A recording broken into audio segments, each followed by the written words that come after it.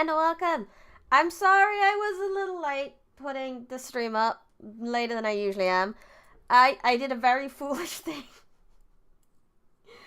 I opened Balatro while I was waiting for the time to, go live and stream. And that was a fatal mistake. Next thing I knew, it was 2 minutes to 3 and I hadn't put my stream up yet. But I made it. I managed to escape the card game, though I would like to still play the card game. But we're not playing a card game, we're playing, I think it's like a choose your own adventure game. Some of you guys suggested this one. So let me, And it is, Sorcery! Steve Jackson Sorcery. Why did you, I just thought I could kill 5 minutes on Balatro. I thought it would be fine. I thought it would be fine, but it wasn't fine. And next thing I knew, it was time. I shouldn't do it. I shouldn't. It was very unwise for any gambling addiction. I'm not addicted. I'm only a little bit. Maybe a little bit. Maybe a little bit. My name is Bridie Rose Smith, and I have an addiction to a game called Balatro. Maybe I'll play it tonight. No, I won't play it tonight. I need to do Sonic Adventure tonight. But anyway, Sorcery today! Sorcery today.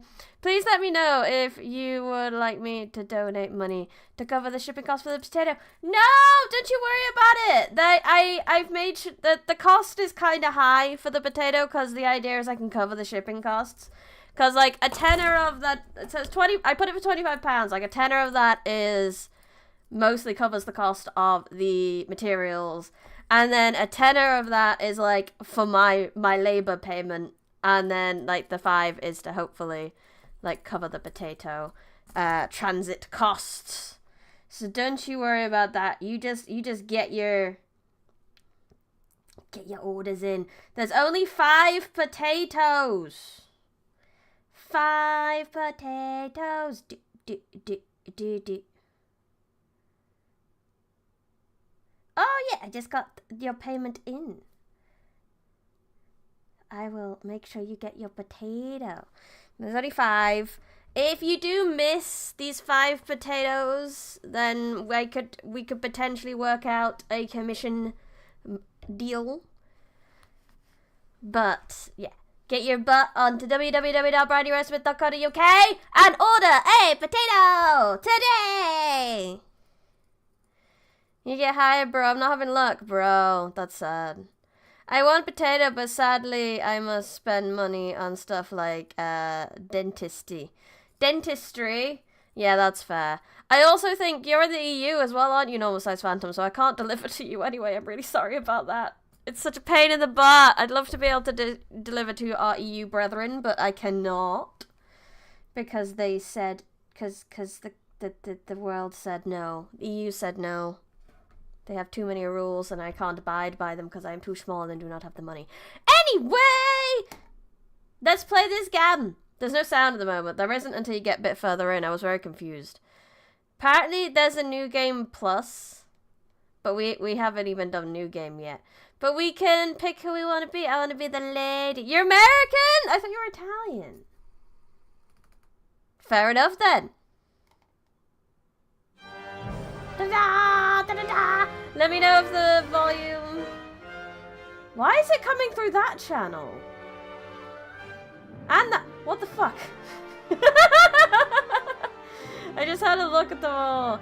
Oh, you're Italian, American, Italian. I thought you were Italian who actually lived in Italy because you've said Italian things. Now I have learned a thing. I know.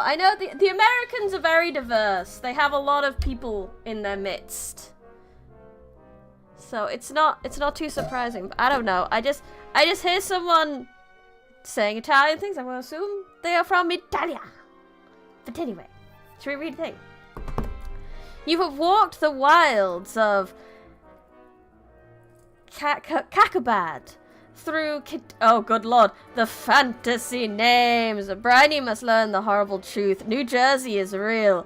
It's real? It's not just a thing on the movies? that people joke about. So if I speak Romanian, will you think I'm Romanian? I mean, when someone is just text on a screen, I have to make assumptions sometimes. But I know you're not, Maiden. Your cover's been blown a long time ago.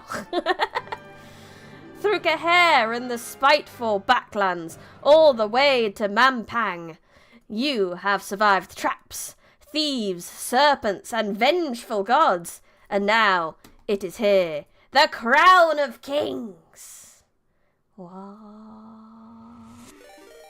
It is said the crown was never forged, if only by it was never forged. If only we can try this again. It is said that the crown was never forged, only found by Chalana the Reformer, a lowly foot soldier who became emperor of the Eastern world. Such is the power of the crown. The air around it crackles with influence. Ooh. Raided! I have been raided by the Richter! Thank you for the raid, Richter! Richter said he was being too boring, so he had to stop his stream. Oh, Richter, I doubt that. I doubt you being boring. You're probably being amazing. Hello, Paper. Please keep it to English, but you're probably doing the goof, so I'll let you off. Not the influencer crown. The crown. We need to take it. Take it. Take the crown of influencing. Your desire awaits. With the crown in your hands, you will be as powerful as Chalana. The goblins are arming, the giants are waking, and the birdmen carving cruel daggers from stone. War will come, but you will prevent it. But then the image of the crown begins to flicker. You rush forwards. It's a trap on you. Da da da da. And you startle yourself awake. You are alone, exhausted, in the little hut in the outpost settlement. Your unimaginable journey is not even a single step begun. Oh no, we just dreamed it. I don't have the crown of influencing, but one day we will. Why did your random rose colour not work, Maxima? Oh yeah, because I haven't opened a thing I need to open. 1 second. I will open it, and then I will trigger it for you.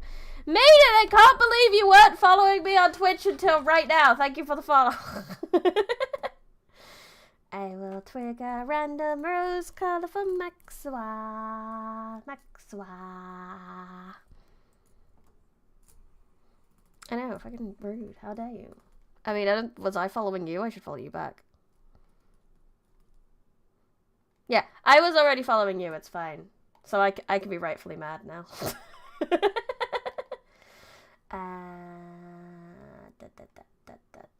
Channel points, that's the one. Random rose color, go! Test! It's yellow!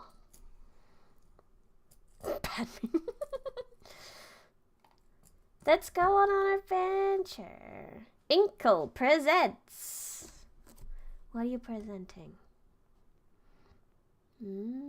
Steve Jackson, Sorcery. Doesn't have much music, this one. I might have to put my own music on.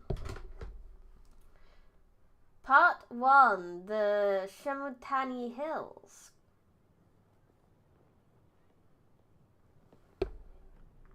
Do visual novels count as books? Fuck yeah, they do. There's so much reading in the visual novels. Especially if they're not voiced. Like, bro, so much reading. So much reading. Sorry if that sounded weird. I was just fiddling with my microphone, as I do. Click your character. Yes, click. It is sunrise. You dress breakfast on bread and goat's milk and collect the pack and sword from beside your bed. We can contest the brave, pray for luck, leave the hut. I'm going to pray for luck. I'd like to pray for luck. Before you leave, you close your eyes and raise prayer to your spirit guide. This morning, it has the form of a panther, but what it will become once your journey truly begins. A great calm descends on you. Outside the hut, you hear the outpost settlement stirring to life. That's one more book added to the collection. Yeah, me and Maiden were reading a visual novel as well. Nice. Bryony, do you want to join me for DDLC tonight? If not, I'ma just play Genshin. Tonight there may be a very familiar cat girl streaming, like she normally does on Mondays, so I may be indisposed. We'll test the blade as well, why not? You pause to test the blade of the sword against your thumb. The blacksmith has done well. The edge is keen and draws a narrow line of blood. Time to go! Time then to depart. You lift back the flap of the hut and step into the early morning sunshine. Yes, familiar cat girl. I'm a bit more freer to talk about it on my own channel, but basically, once a week, I stream in a different persona for another lady on her channel, and she pays me to do that, and it's wonderful getting minimum wage paid to stream. I'm getting there with this channel, but there's a lot more. Draw a path to the flag, like this. Da-da-da. Cool. Your eyes follow you as you leave the hut and walk towards the great Shamutani Wall. The frontiers people of this tiny settlement are aware of your mission. Let's greet them. We should be friendly. You turn to them and bow. Some smile in reply, but are too afraid to approach. Others make gestures of protection. You are going beyond the wall, so they believe you are to be cursed. A man is waiting on the path to the Cantopi Gate, the doorway between Analad and the wilds of Kakaban. You recognize the sergeant of the Signmaster Warriors. He holds out his hand. I'm gonna greet him. Why would I be an asshole? I don't understand. Don't worry, Bri. You can bully Richter. It's not dynamic. Okie dokie. As long as it's friendly, consensual bullying, because that's really the... Oh, head pat. Thank you. What? The foundation of any good relationship is consensual bullying. Yes, that's what I was trying to say. Greetings, Sergeant. He touches his forehead with 2 fingers. You are almost ready, my lady, he says. I have for you a gift from the king. 24 gold pieces is all we can spare this time. He holds out a pouch. I'll take it. He's offering it to me. You accept the gift graciously. Thank you. You could buy some supplies before you pass the wall, the sergeant says, and you must collect your spellbook if you wish magic to aid you. Finally, should you wish to practice your swordplay, I will go one last round with you. And he points with his staff towards the training ground. Okay, so I probably need to do all of these things, really. So let's go get my spell book. Can't be leaving that behind. One of the huts, set slightly back from the doors, is decorated with glyphs and strange symbols. A terrible smell emanates from its doorway. This is the hut of the chief mage. He has been preparing your spellbook for days, reading star charts to work out which spells will be available to you in the different locations in the hills and beyond. Go inside. Do it without the book? Bro, he spent so much time preparing this for me. It'd be so rude if we did it without the book after that. You lift the flap and go inside. The mage looks up at you with haggard, sleepless eyes and presses the book into your hands. Do you understand how to use this? No, this is my first time playing. Please tell me. Tell me. Each spell is crafted through the alignment of 3 stars. He begins. The spell Zap, for example, is made by aligning Zamastrastra, Aeguis, and Pinny. But that is not important. What matters is that the spell is called and what it does. Zap will give you control over lightning. Hot will create a fireball. Foff will create a force field around you. Shall I continue? Tell me more, I like the sound of this. Tell me more. The mage nods. The law spell is formed from Lilith, Aeguis, and Rex, and it will allow you to control the will of unintelligent creatures. The Wow spell is quite different, and uses different stars. The order matters, you see. Wow creates an invisible barrier. You will find the rest in the book, he adds, tapping the leather-bound volume. I feel like if I pester him too much, he's going to be, for fuck's sake, please leave me alone. But magic, bro.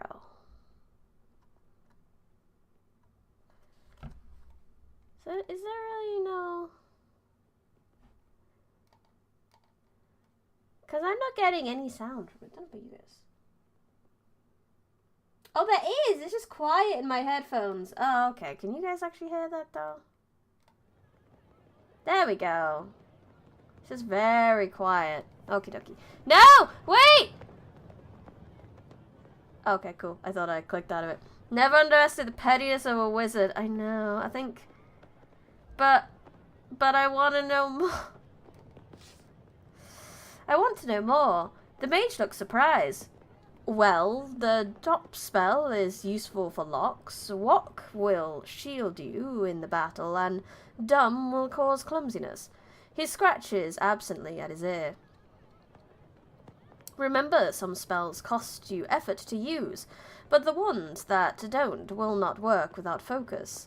An item of some kind. Without a focus, not focus in general. You will need to read the book to know what. Researching magic using spellbook on the map. Ah, okay. So, oh, here we go. My spellbook! Oh lord, that's loud now! The audio is questionable in this game. Ah, now I need to turn it down.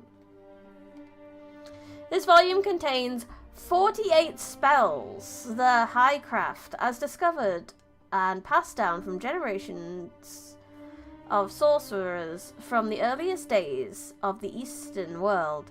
Each spell is formed of 3 letters, and each spell will take energy to cast. Which is the explosive diarrhea spell? I'm sure we'll find it. I'm sure it's probably poo. I mean, if it's any 3-letter word, poo will probably work. If there's 2 stars with O names. Furthermore, some spells will fail without the use of a particular item or focus. Okay, so we have Zap, Foff, Law, Dumb, Hot, Wow.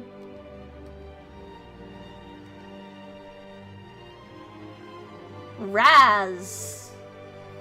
To perform this spell... Oh lord. He's so loud in my headphones. Jesus. To perform this spell, beeswax is required. By rubbing the beeswax on any blade, weapon, and casting the spell, the blade will become razor sharp. Oh, that's cool. Sus. For 1 stamina, this spell will be cast when the caster suspects a trap. Oh, okay, so that's if you're sus about something. 6, the spell is cast on the caster's own body, creates multiple images of the caster. Jig, so you get people to dance. Gob, goblin tooth, creates a spell requires any number of goblin teeth. The spell may be cast onto these teeth to create 1 or 2 or an army of goblins. Ooh, that sounds fun. Wob, gum. How?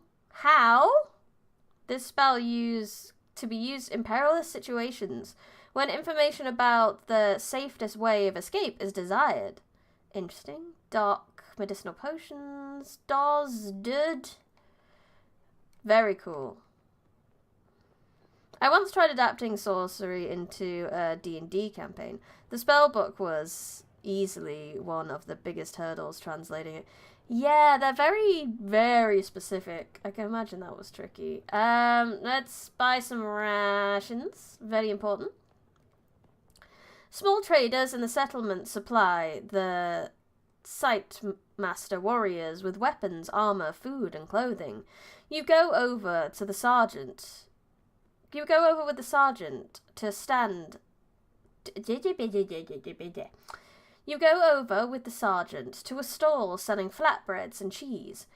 2 gold pieces per ration, the owner says. I will... Oh, can I haggle? Can I haggle? Really? 2 gold pieces? Really? Do you know who I am? I'm Analad's Great New Hope, you tell him. The man looks uncomfortable. I know that, but I have to feed my family today, whatever happens to the crown.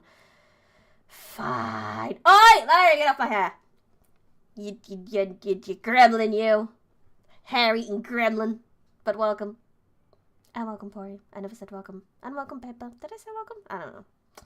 I will buy at least 2 rations, because I think that'll be useful.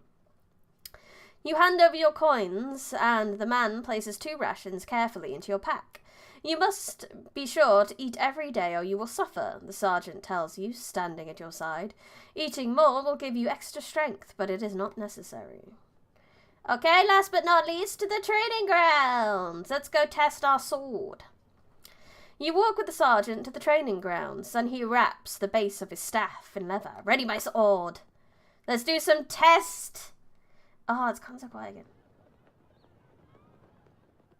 The audio is questionable. I might need to maybe do my own audio for this, just because it's very up and down.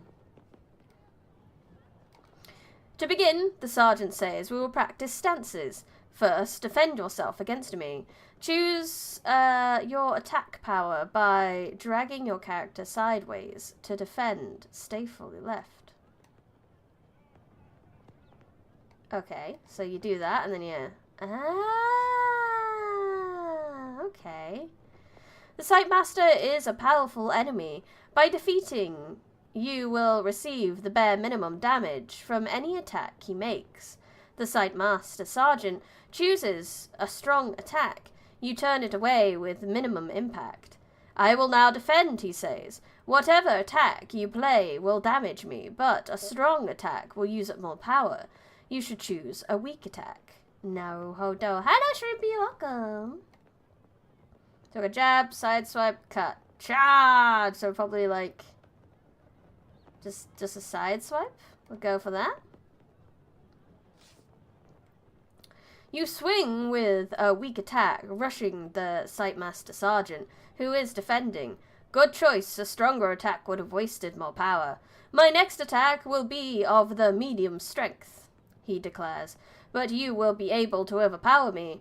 Overpower the Sightmaster with a strong attack. Drag your character all the way to the right. Thrust! Okay. You play a strong attack, overpowering the Sightmaster Sergeant again. He bows. You have finished me. Excellent. 1 stamina loss, but skilled in sword play. Continue. You seem to remember the basics, the sergeant says breathlessly. Good. Another round? No, that's enough. I want to get on my adventure. You shake your head. Very good, the sergeant agrees. But if you wish a bout in earnest, and then I warn you, I will not go easy on you. He indicates the wider yard, where there is space for a true match. Ooh, but... we can kick his butt. We can kick his butt. Oh my god, you're on Twitch as well. I'm not safe anywhere. My hair is not safe. Oh, but... I don't really know how to play this game that well, so I kind of want to do the practice. You head over to the yard to practice a bout of real fighting. The sergeant removes the cloth padding base. Okay. This time I will not tell you my intentions, he says. You will have to ready them yourself. Be ready. Twitch is your main? Fair dues. So, like, is there any way to tell what he's doing? No. So I just have to try. Okay, so he's overpowered me that time. The Sightmaster smiles at you, taps the ground with his long staff, and takes his position. You begin with a light jab, saving your energy, needling him, and trying to test him out. The Sightmaster Sergeant comes in with a tough blow, balancing his strength and his impact. He slips the foot of his staff neatly under your blade. The impact catches you in the stomach. A mutter goes through the crowd. The king is truly weak to send such a champion. Their words spur you on to stand once more and narrow your eyes at the Sightmaster. He shifts his grip to hold his staff more loosely. He seems to be preparing a simple jab, a chance to overpower him perhaps. Your OC got law? I'm trapped in a library until I read 10,000 books. That is my law. We keep it simple. Keep it simple over here. Oh, so I can see what he's doing there, or is that what he did last time? So I need to do more than that. So I need to do, like, 4.9. No, so he did it... That's what he did last time. So I can try and predict him on how much stamina he's got and how much power he's got left. Okay. Time to attack. You swing your sword fast in towards his chest, but his own move is fast and careful, and he is able to parry the very worst of your strike. You have winded him. You are strong, he acknowledges. He feints left. I might defend this one. Law continues until I retire. I like keeping it. It's easier to keep track of if I just keep it simple. Just makes me think of Futurama Last Man Alive joke. Finally, I can catch up on my reading. I don't know, last I checked, potatoes don't have hair. Clearly must be a way. Not a potato. I was a potato. And you can now purchase a plushie version of me as a potato, but I'm not a potato. Blech. Okay, so again, that's what he did last time. And then that's where my power's up to. So, like, if I just do that, just a little side swap. Yeah, okay, I'm starting to understand now. Cleverly, you read his intent. So, is this the intent? This bit here? Cleverly, you read his intent, attacking lightly, saving your energy while still wounding him. But his own strike is defensive, and he turns away some of the force of your blow. The Sightmaster shakes his head. Not bad, he grunts, clearly weakening. His eyes follow your shoulders. He's probably about to defend himself, you realize. A strong hit would be wasteful now, so yeah, just a small side swipe's fine. Yes, hey, we're doing it, we're doing it, we're doing it.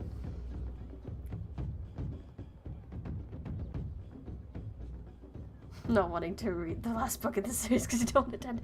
No, I mean, it's fine. If I get to the end of the 10,000 books, then we just start Arc 2. I don't know what Arc 2 is going to be, but maybe one day we'll find out. The Sightmaster Sergeant is ready to leap behind the cover of a nearby hut as you come at him again. His breath begins to heave. He is struggling to stay upright. So he's probably gonna go lower. Oh no! Shit! The Sightmaster Sergeant laughs. With your blade close, you are ready to parry as he catches you with a passing slice across the cheek. If this were a real fight, he declares, I would have taken your arm. And yeah... You visit my universe in Arc 2. Who knows? Get trapped with the fishies. Let's go for a fairly powerful attack then. Yeah, I may have wasted a bit of stuff. Acting quickly, you slash violently across his chest. It is enough to finish him. The Sightmaster throws down his staff. You have me, he declares with a grin. 4 stamina loss, but completed combat. Continue. Arc 2 is just tossing you in the library's back rooms and closing the back door. Maybe. The sergeant is gasping for breath. He bows to you once more. Not bad, he declares, but you need to cover yourself more, or the beasts of the kingdom will take you apart. As he talks, a nearby healer hurries over with salve, and your health and the sergeant's is quickly restored. Yay, we appreciate that. Okay, it's time to go on my adventure. It's a baboon now! Why is my spirit guide a baboon now? You're a baboon. Meh. You reach the foot of the mighty gate. It is sealed. The sergeant places one hand on the wood. The gate has been locked for some time to deter raiders, he tells you, but you will have no difficulty. The stars in this place allow the dop spell to be crafted. He stands back, so I will cast the spell! Whee! Oh lordy, this is fancy.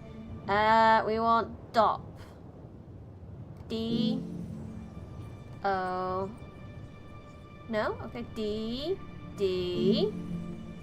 O. P. Cast. Da da da! Dop! Need to play something together or something. Yeah, I want to do more collabs and stuff. Get staccato project shit happening. You weave the spell one by one. The great tumblers of the door begin to creak and groan. And then the hinges turn, with a noise like hail on a canvas roof. The gates have not opened since our last champion was lost, the sergeant says. I wish you more luck than he. Perhaps you will even meet him on your travels. If I overtake him, then he's too slow. If I overtake him, then he's too slow. The sightmaster nods, peering at something on the horizon. I believe he is returning, but transformed. I hope you do not meet the same fate. He claps you on the shoulder. Enter the gate. Together you step into the shadow of the well. One last word, he declares. When you have the crown, find the highest point you can find. We'll be watching. Watching from where? From here. The Sightmaster warriors are selected from birth for their incredible powers of telescopic vision. You cannot help but wonder how far he can see. Tell me what lies ahead. Howdy, welcome! This path leads first to the Canatompi, a settlement of traders. Though most are rogues and thieves, you should be there before the sun reaches its peak. From there, 3 routes lead on to Kristatani, but no single route is safe. Kakabad is a land of devils. Enough talking. I will find out when we get there. Why is everyone busy? It's just life, bro. Life is a busy time. Enough talking. It is time to go. You thank him. You pass through the gate. The faces of folk watching your departure reveal the hopes that rest on you in your quest. The early morning air is crisp, and rising sun paints the slopes in shades of peaceful beauty, concealing the evil that lies ahead. Oh no. Off we go! The path winds through slopes of wild scrumpland. The countryside is deserted, and the eerie silence is broken only by the crawling of the occasional crow. Cawing, not crawling. There is a spell for hearing what they say, but you do not have the equipment it requires. The birds appear to pause in the air and examine you as they pass. They make you uneasy, as if you are an intruder in their presence. I mean, considering no one's come through that door, yes, we kind of are.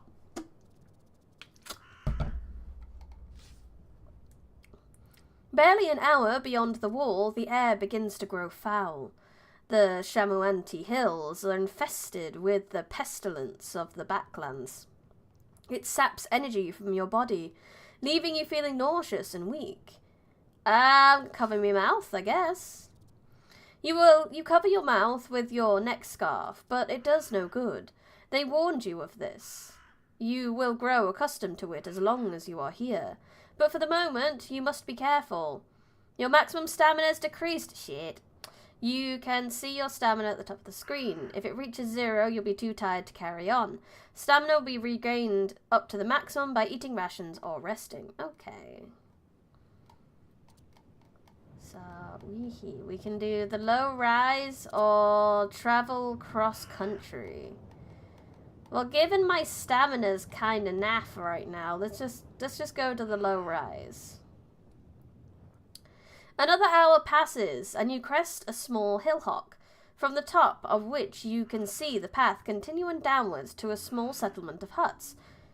This must be Cantapani. Let's look at the village. From this distance, it's hard to make out much about the town, except that it must be desperately poor. The fields on either side are brown and caked with mud, and the few penned animals are thin and wizened, like thirsty vines.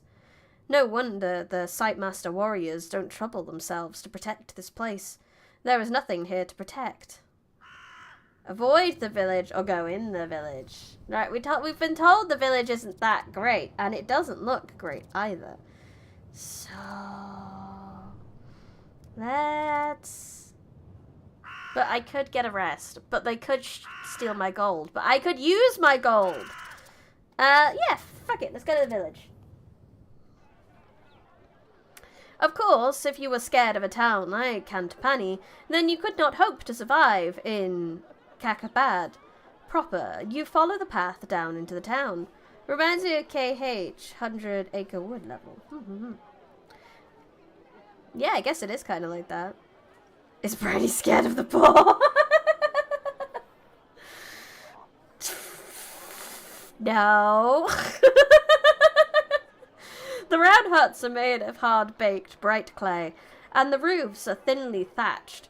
As you pass, eyes appear at dark doorways, tracking your every move. For a moment, it seems like this will be all you see of the town's inhabitants, but then a villager appears from one of the dwellings and blocks your path. I guess I'll look at him. He is 5 feet tall. They cannot grow much taller out here, in this poisonous air.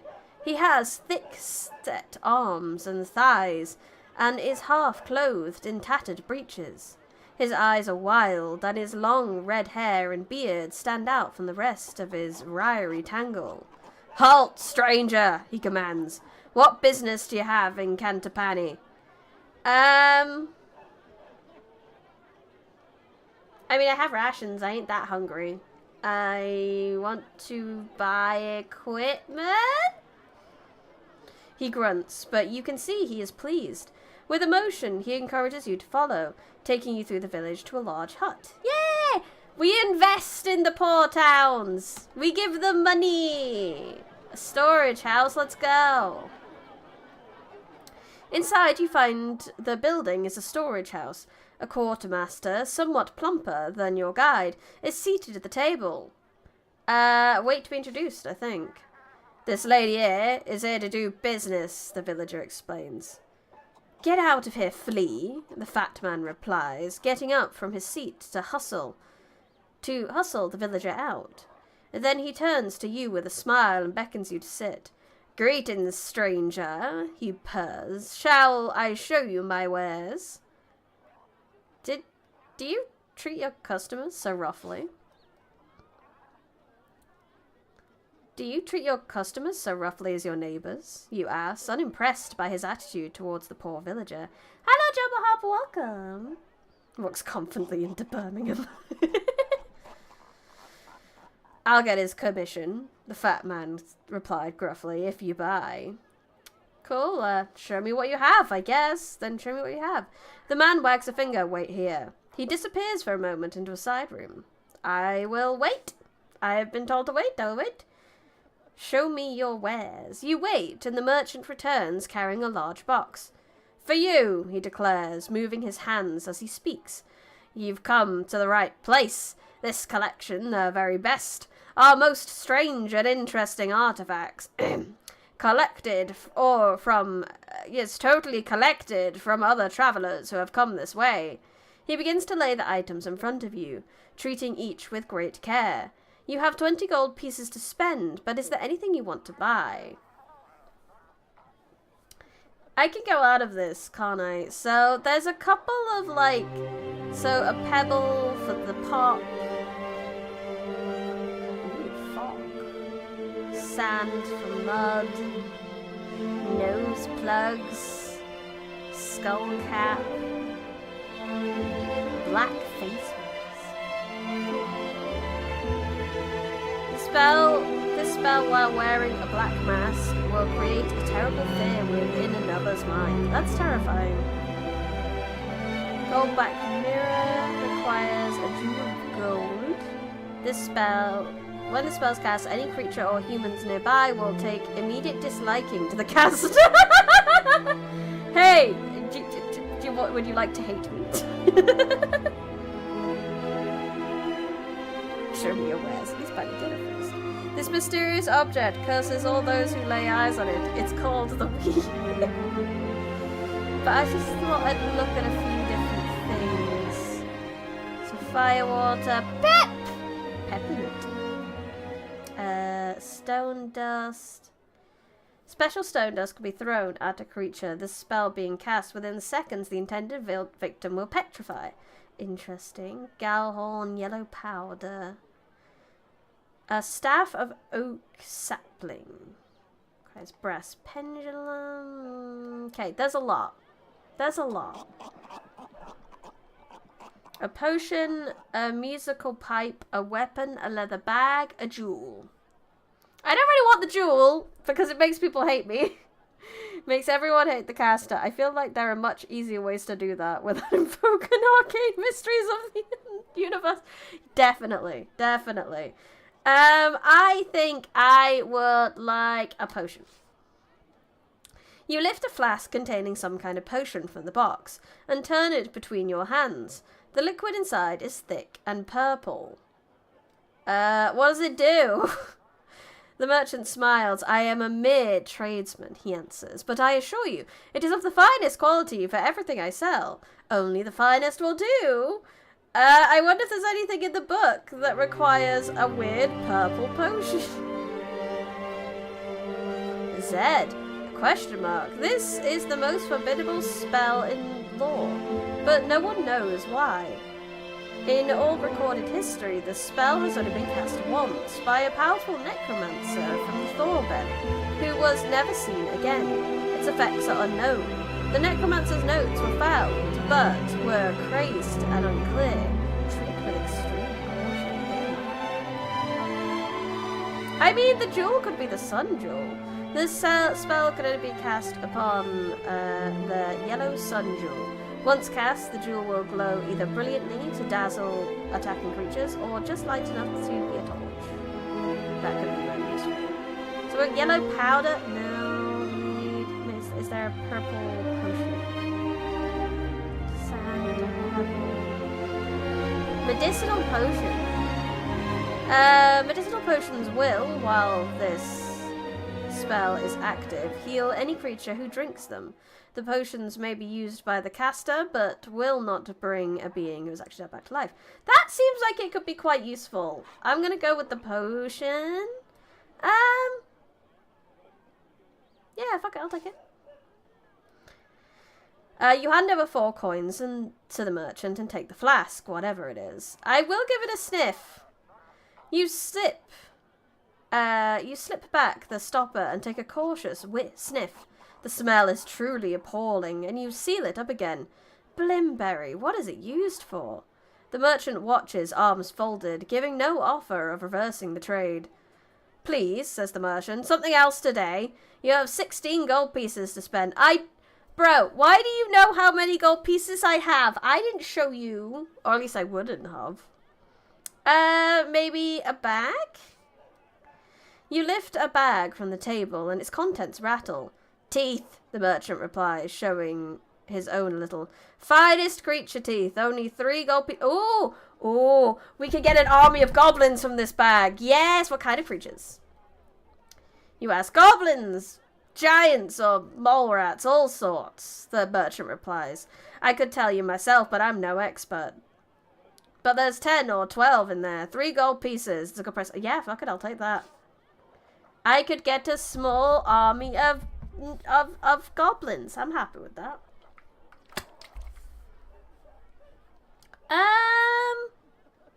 I'm curious about the weapon, I'm not gonna lie. But what happens if I blow all my money here? Surely I will need some later. I mean, we can look at one more thing, right? One more. Dip. I don't really want the musical pipe. I would like to leave. No, we're gonna be smart. Thank you, you declare. I've seen enough. The merchant nods his head. Please do visit us again. You get to your feet and take your leave of the merchant. Just outside the doorway, in the sunshine, you pause to examine what you have acquired. I mean, I'll have a look at the bag of teeth. You open the drawstring bag and shift through the contents. It is quite an assortment. There are 3 teeth from an ape, 4 from a goblin, and 2 from a snattercat, and a large molar from a giant that is the size of a ripe plum. Move out of the village. You head out of Cantapani and along the path to the Shamutani Hills. Okay, let's go. I'm not going to get attacked on the way out, am I? Ah, there we go. Passing the outlying huts, you feel strangely uneasy. Hissing from within and sly faces disappearing from doorways make you feel decidedly unwelcome. Then, at the edge of a town, you pass a large boulder, and at once 2 roughly cut villagers spring out with swords drawn. Bandits. 2 against 1, the first declares. You're lost, the other calls. So hand over your things, come on. Hand over the backpack, reason with them, deal with the curs. I will attempt to reason with them. Where is the most cursed relic? One that can bring blindness, not even Beholder, the old Nintendo virtual reality. I don't want any trouble, you declare.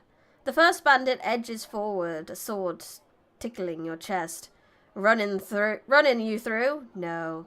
Trouble at all. The pack. I defend myself. You draw yourself to your full height. You have mistaken me for someone else, you declare. I would like to give you a moment to reconsider, because I will kill you if I have to. The bandits growl and advance on you. On either hand, ooh, we could have goblins. It's 2 against 1, but what if I had 3 goblins to help me cast a spell?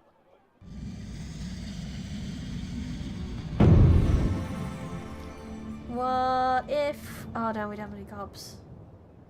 I need... What is my goblin spell? Gob! Gob! I can't spell gob. That's sad. What can I spell? What can we spell? What's in the stars today? We can't spell gob. We could spell... Not a single J? Come on, come on. Oh, maybe. We could search for a J a little bit. Yeah, gah! I see an O over here. Ah! No, I can't spell gob. Feck. Fuck. That's annoying. Create a force field? Yeah, fuck it. Off! You cast the spell, raising an invisible force field around you. Try as they might, the bandits cannot harm you. They cannot even get close. Realizing the power of your sorcery, they quickly flee back to the village. This is a stroke of luck, as the force field does not last long. You continue along the path, leaving the village behind.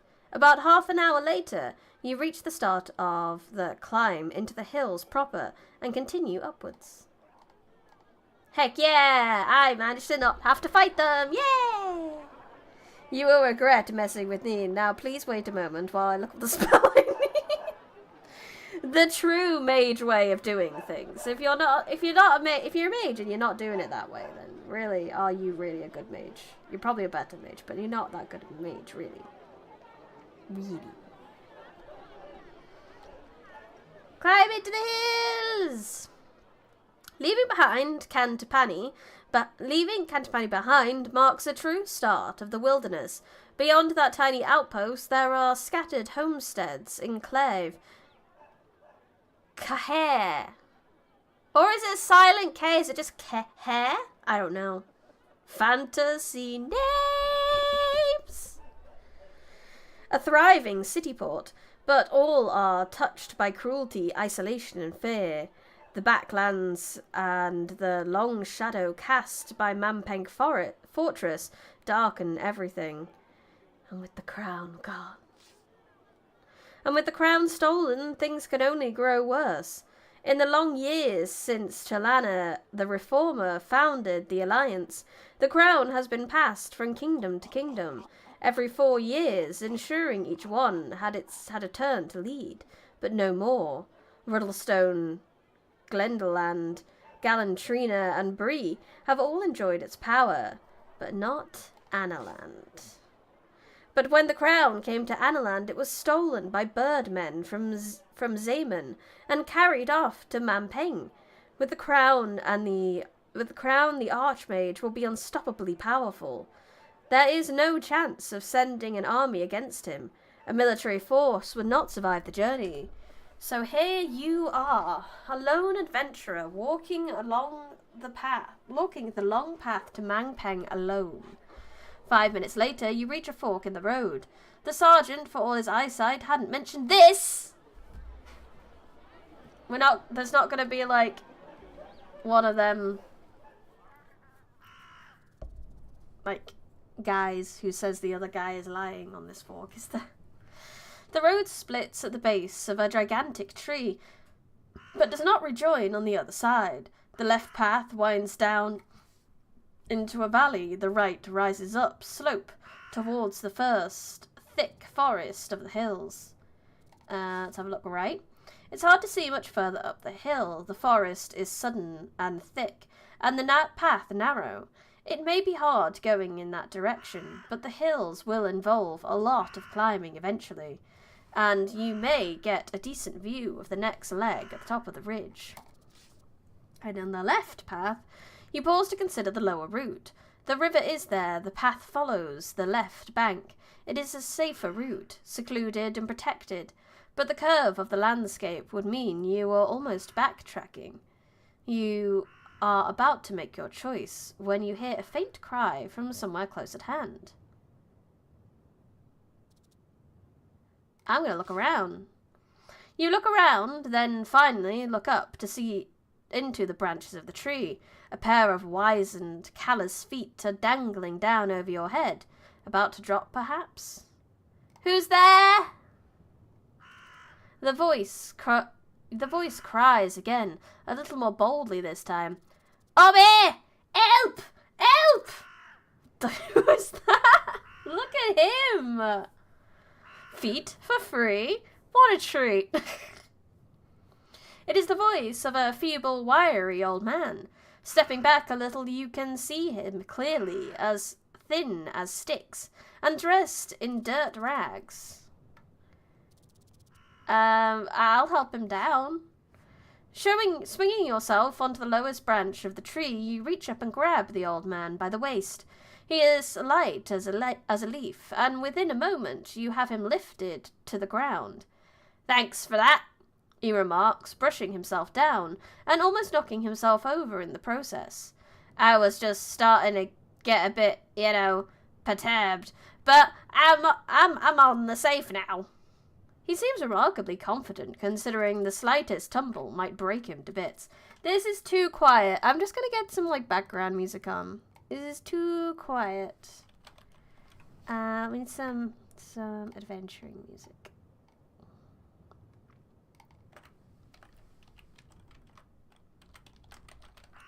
Oh, at least I like looking for chill mixes from like searching games and just going, chill mix of this game, please. It works well. There we go. Much better. Oh, I keep forgetting I can click out of these things. I know it's Joseph from Wuthering Heights. No, don't bring that upon us. Are you okay? What will you do now? Keep going for Analand, he said. That's where I set off from. While back now. You wouldn't believe the story if I told you. Suffice to say, if I know my eyes from my eyes, you're heading to Manpang, and you'd better be smarter than I was. And is this the guy who was the thing? Is this the former champion? Okay, I don't want to end up a tree hermit, so let's try to do better than him. He presses a page into your hands. It is a page from a torn spell book. This might be of some use to you. I found this. Just found it, mind. And don't go asking how, but it's no good to me anymore. I'll look at the page. You look the page over. Suspiciously, it seems to be half of the spell C-A ... That might have been used for pest repulsion, but it is unworkable in its current state. I mean, I may as well keep it. It's just a piece of paper. You take the page and thank him. The man falls quiet and squats down on the ground. With his jabbering done, you hear a buzzing sound from high up in the tree. A beehive. Why would I want to go investigate the beehive? That sounds bad. I'm gonna leave the bees the fuck alone. You move on. The light is fading already. As the old man dashes off down the hill towards Cantapani at a terrifying pace, you consider your options. So like they said, the lower path is safer, but I'm basically gonna double back on myself. But this is the shorter one. I think I'm still gonna go for that lower path. I think conserving some stamina might be better, so I'm gonna do the lower path. You head into the valley, and it seems the safest route, secluded without providing any opportunity for ambush. And no matter how quickly darkness falls, the riverbank will guide your way. The path winds alongside a bubbling stream. You follow it, keeping it to the west bank. The valley itself becomes narrower on either hand, a good spot for an ambush. You can only hope that nobody knows you are here. After an hour's walk, you begin to feel hungry. You will need to eat at least once a day to keep up your strength, so I may as well stop and eat. Goodbye, my rations. I only have one more ration. I should have bought more rations. We should have bought like 5 rations. Should have had enough for a week. Taking a seat on the grassy bank above the water, you eat a quantity of your cheese. Also, we're a gorilla now, not a baboon, apparently. And bread. You rest for half an hour or so, then continue your journey. Into the valley! The valley continues, and you walk for many hours until the sun begins to set behind the bank and the air grows cool. Now would be a good time to find and pitch a camp, if you intend to sleep before darkness descends completely. But the moon will rise soon enough, and you could walk on through the night.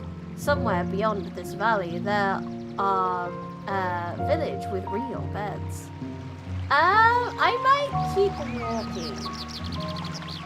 Because I have most of my stamina, so I think I should be okay if we just keep going. There is much progress to be made. In return for a little determination, you keep walking. You will be weaker for it tomorrow, of course. Still, you make good progress and cover considerable ground. As you walk, you think of the crown.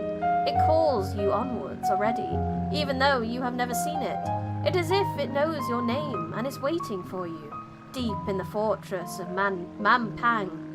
But does it summon you to rescue it and restore the balance of power to the Femme-Free Alliance, or does it summon you to your death and destruction, to place a seal on the power of the Archmage? Hello, Grady, welcome. The next morning.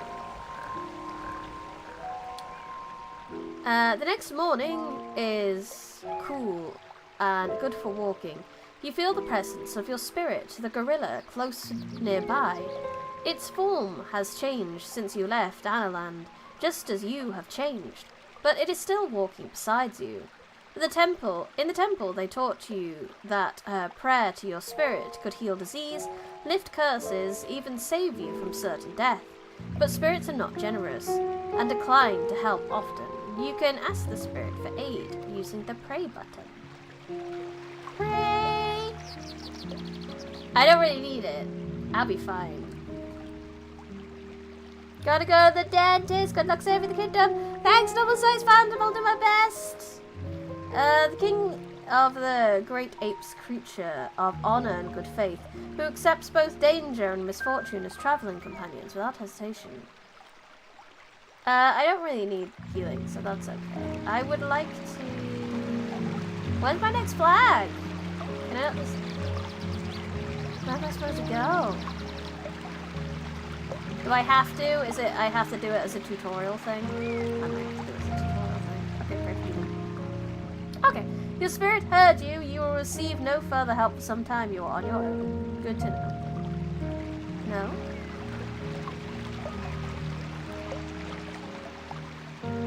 Ah, walk on. Spirit form is still trying to pick its class even now. The morning brings you new vigor, and you stride forward. After a few hours, you come across a rope bridge, strung precariously between two boulders and spanning the river. A path leads away from its other side and runs over a small hill. There's a village in both directions, but where is it we're actually trying to go? Like, Medina Forest? So we're trying to get up here, I think. That's the idea. So both paths are good. This one cuts out that forest though, so I'm gonna go across the bridge. You cross over the bridge quickly, then follow the path up and over the hill, where you stop and marvel. The grassy verge is thick with colour, and some of the most beautiful flowers you've ever seen. Pick one, why not? You pluck one, a deep red colour, and place it carefully atop your pack, and then you make your way down the hillside. Gotta have time in every adventure to smell the flowers. Very important. Beyond the flowers. As you descend, you pass a clearing, a safe point to stop, perhaps? No, keep going. This place is too open, you walk on the long grass. I mean, we're nearly there to this village, so there's no point in stopping now. You continue along the trail. The undergrowth around you gets thicker with dense shrubs that snag your legs as you pass. Suddenly there is a cracking beneath your feet. Branches or something? Stop still. You stop still, only for the pitfall trap to open beneath you and swallow you whole. You drop some 3 meters to the ground, and everything goes black. Oh no, captured! Oh no! You slowly regain consciousness. There is a stinging pain in your hands and feet, and something is wrong with your head. Close nearby, some kind of crazed parrot is making an irritating noise. I suppose I'll check my head for injuries. Owie, owie, owie. You move to check your head for bruises, but you find your arms cannot move. The numbness in your hands is loss of blood. You are tied and bound. Your captors see you struggle, race over to surround you. One prods you with the base of his spear. Judging by what they wear around their necks, they are headhunters. We could try talk? Greetings, you whisper. I mean no harm. The men around you leap and jabber, but there's no reason to believe they understand your words. Bad end 1, 4,252. That does make Little Red and the Baba Yaga really small. We could cast a spell. I don't know what spell. Or we could wait. I had an appointment today and I missed the beginning of the stream, but the game is just, that's okay. It's on VODs of 4. We're fine. It's on VODs of 4. We haven't gotten that far anyway. It's only been an hour. He's fine. I mean, I don't know what spell to cast. We could wait though. There is nothing you can do but wait. An hour passes, during which you are left alone. Then suddenly, a little man returns. The little men return and lift you up on their shoulders. You are carried swiftly to the center of the headhunter settlement. There is so much commotion, and several natives rush off to fill a large pot with water. Oh no! to be heated over the fire. Meanwhile, you were thrown into a bamboo cage, hands still tied and guarded by a strong warrior. My gorilla's not gonna bloody listen to me. I will try though. Yeah, clearly a little gob would have been great right now, but it's not giving me the option. I should have cast a spell while I had the chance. You raise a prayer to your spirit, but it does not hear you. You try to maintain your calm and wait, watching for an opportunity, but one does not come. After an hour or so, a crowd of headhunters has gathered outside your cage. They are singing and dancing and sharing wine. The water in the pot is bubbling loudly. Two of the headhunters approach your cage. Would he really just straight up kill me if I just let them boil me to death? No! I guess I need to be ready to spring on them. You prepare to spring on them as soon as they unlock the cage. One of the hunters opens the door and you hurl your weight forward. You knock the small man down, but the other hunters see your attack. You are now bested by not 2, but 20 headhunters. They grab your legs and arms. You are powerless once more. Boiled roast shrimp! Oh, they're making a hot tub for me. So nice of them to make a hot tub for me. Oh my god. You kick and squirm, trying to get free of the arms that hold you. You make some progress, then one headhunter rushes over with a club and you receive a blow to the head. You slump unconscious, the sound of bubbling water, herbs, spices, and cooking potatoes filling your nostrils. Your bones will be made into stock. Well, that went well. Rip. No decision is permanent. Click rewind at any time if you want to scroll back and find a different path. Oh, that's wonderful. I don't have to do that again. Okay, fair enough. Could I go? Yeah, rewind.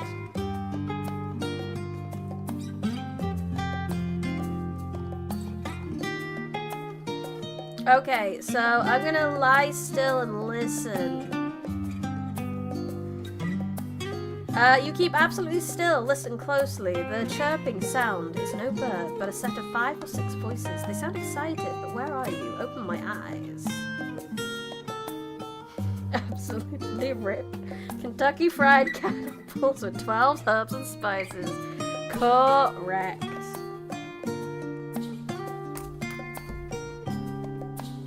Cautiously you open your eyes. It takes a moment to understand where you are. Straw matting covers the floor near your mouth. There are feet, 5 or 6 pairs, attached to small, violent men. Judging by what they wear around their necks, they are headhunters. Okay, so we want to cast a spell. I don't know what. Can we get a garb out? We cannot get a garb out. We don't have a G again. So K-H-D. Let me see what we got.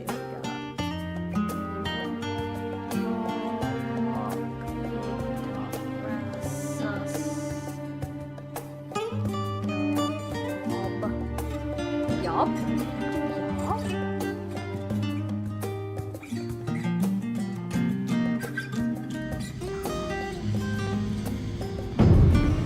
Was there a Y? No, there wasn't a Y. That's sad. What was a dog?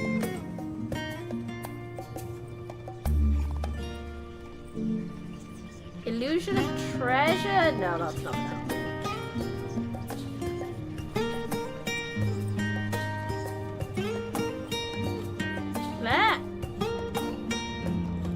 Okay, no, I don't want the. Okay. What that one do? Create illusions of. I don't have a bracelet of bone, so I can't do that one. What about H? Hot? Ooh, we can cast fireball! Fireball!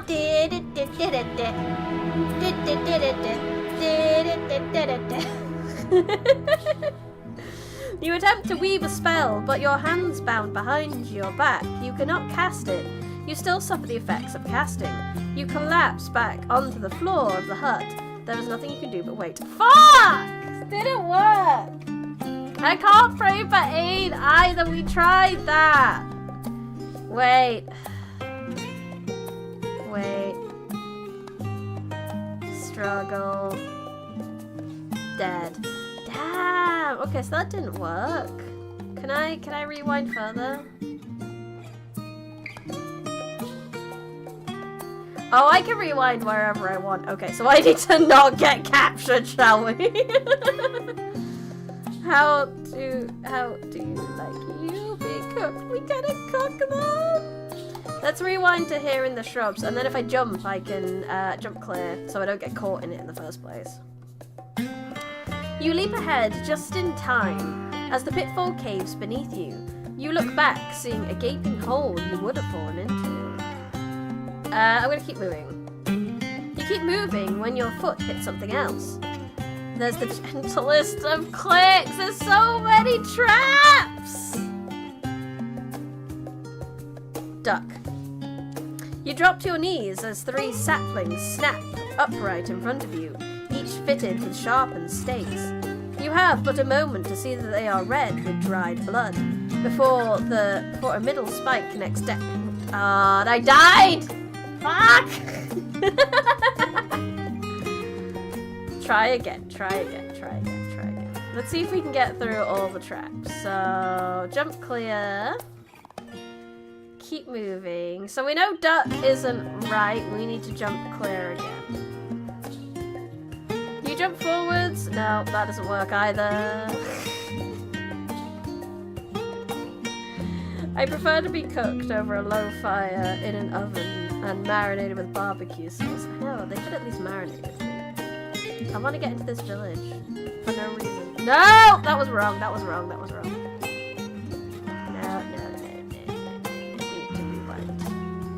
This is a good mechanic. Jump clear. Well, death's an elder ring is gonna be. What do I do if I look at the pit?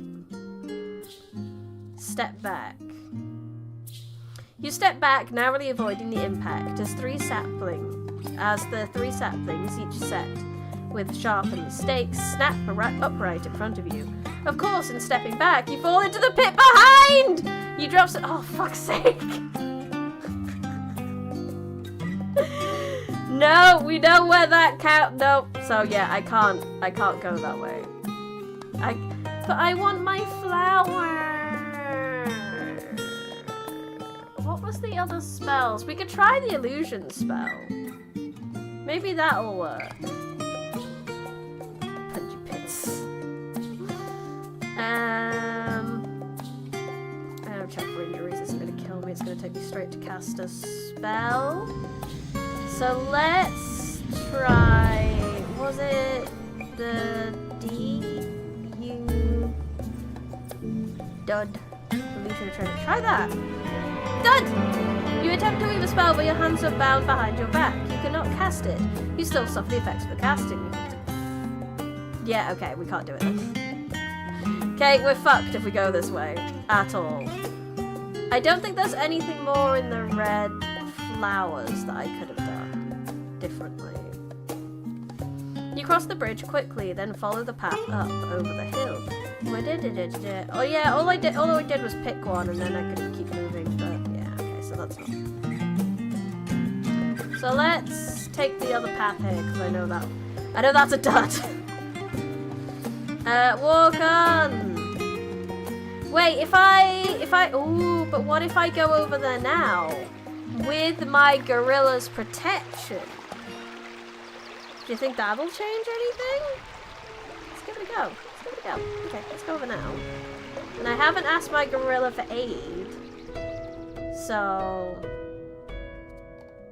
We keep going. I still want my flower. I want my flower!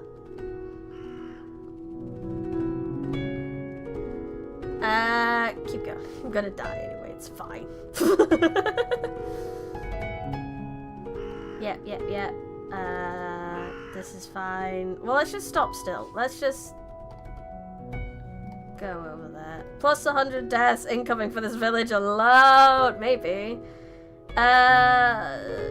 Check head for injuries. Try talk to them. I haven't shouted at them. That's just an option I've never done. Untie me now, vermin! The men do not untie you. One leans down and cuts your arm gently with a knife and tastes your blood. Wait. Pray for aid!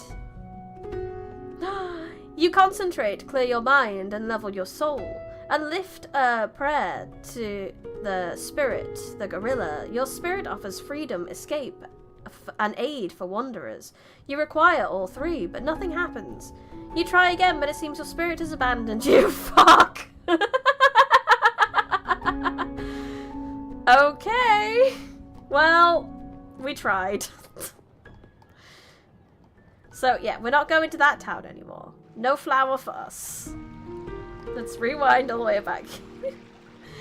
Walk on, walk on. That is a lost cause. Gorilla, no support for, honestly.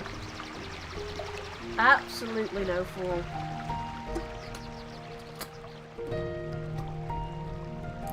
You continue along the riverside path for several more hours until you reach a wide bend.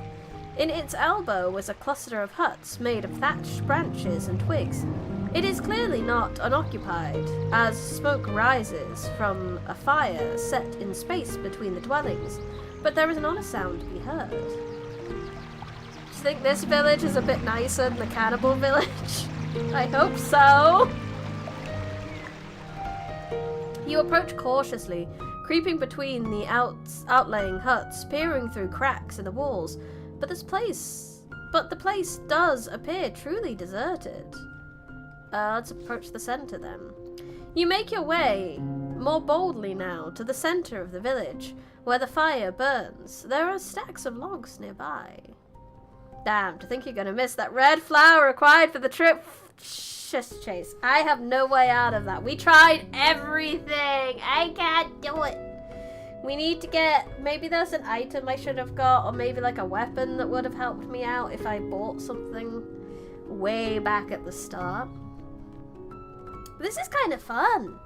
I see why you guys suggested this one. You make your way more boldly now to the center of the village where the fire burns. I mean, let's call out. You call out, hello? Is anybody there? Nothing stirs. The fire crackles and licks at its logs, emitting plenty of smoke, but smoke means the logs are still wet even. Look into the fire. You go over to the brazier, but it seems quite ordinary. Then you notice it burns with a gentle blue flame. A moment later, you are feeling dizzy, the fumes from the fire overpowering you. You fight to keep conscious, but without success and everything, and we're fucking captured again! I can't help it. Everyone wants to capture me. I'm just that cool.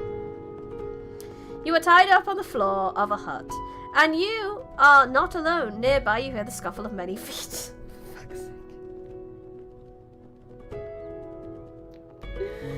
Oh, this is funny. Look around. You flip your eyes open and take care to lie still. You see your belongings lying a short distance away in the dirt. Around you patter tiny feet, and a few more feet hover a few inches in the air above the ground. I'm gonna sit up. You sit up, trying to rub your head, but of course you can't. Your hands are tightly bound. Seeing you stir, a creature by the door jumps to its feet, then jumps above its feet, and hovers in the air, watching you. Release me, I'm your friend. Oh, these guys look a little scary. The guard leans out of the doorway and calls sharply. Soon a small crowd has gathered around you. I know! Again, Paper! We're good for that. Hello, Swadey, welcome. One of the group, some kind of leader, steps forward. Traveler, he declares, the creature. We are creatures of pleasure and enjoyment. It is such a great pleasure to have visitor in our poor hamlet. So I ask you now, Will you entertain us here? Sure. I'll sing for you. Let's do some karaoke. I will sing for you. The elder frowns deeply. You most certainly will not. Your voice is like a dog's growl to our ears. Bruh!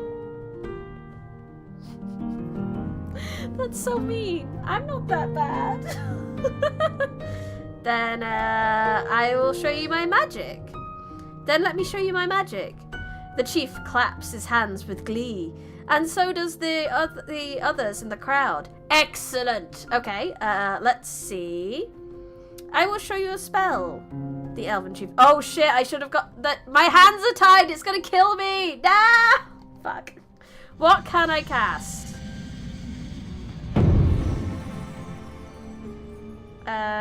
Let's see if we can cast the Riches spell again. Dead! You attempt to weave the spell, but although you summon the energies, with your hands bound you cannot draw the spell together. The effect leaves you racked and aching. The crowd watched with curious contempt. You are indeed entertaining, declares the chief. Elvin with a clap of his hands. He turns a wheel in the air. How delightful! With a gesture, his fellows, 3 more approached. You ready yourself for blows, but instead they open your pack. The elven root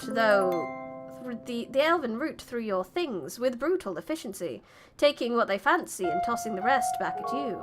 They pick you up and carry you out of the village, leaving you in a pile at the side of the path. Like a sack of waste. Well, fuck, at least it worked. Call after them. You call out after them, asking that they at least free you so you can walk. Almost an afterthought, one returns with a barred knife. For a moment, he holds it near your throat, then slices the bonds around your arm. Then he turns and runs after the trees. Fuck, what did they take? No! You stand slowly, battered and bruised. You rub the blood back into your wrists. Then, finally, you look through your pack. Your collection of goblin teeth are no longer in your pack. No, not my goblin teeth! What bastards. And the spellbook page given to you by the old man has vanished. No! Bastards, bastards. There are small mercies. You have your neck, shouldering your pack. You start to walk once more. Fudge nuggets, what bastards. At least I'm alive. That's nice. That's better than before.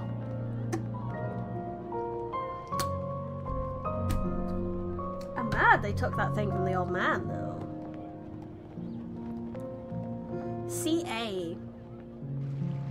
You hurry away from the scene of your humiliation and reach the river once more.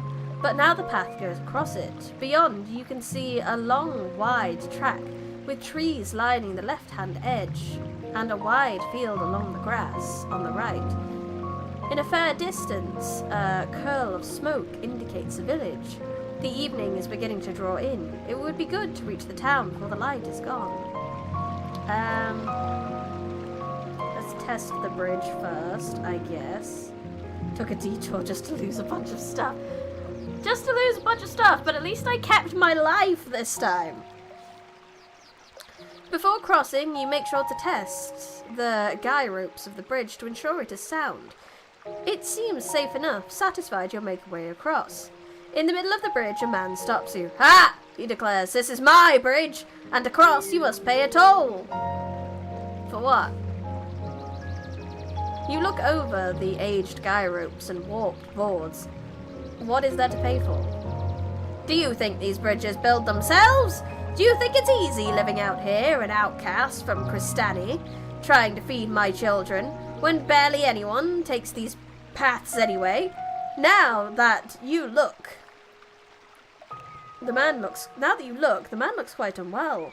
The toll is just 1 gold piece. It's very reasonable. You know what? 1 gold piece, I can live with that. If he's not very well, needs to feed his kids. Fuck it. He's not being really bad. So, I'll pay it. Fuck it. Go for it. Here you go. It's a reasonable toll, you remark, and put 1 gold piece into his hand. The man touches his forehead with the coin in thanks, and with that he strides away, whistling. You head off down the bridge and back to the path, none the wiser. You have a long way still to travel today. Oh lord, that is a long way.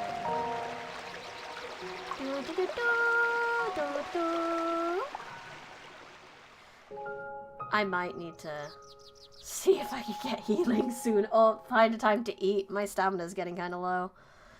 The path continues along the side of a line of trees. Suddenly, an acorn lands on your head, and you hear a tittering from the overhead. The gorilla grants you strength, more elven in the trees hurling arrows. God damn it.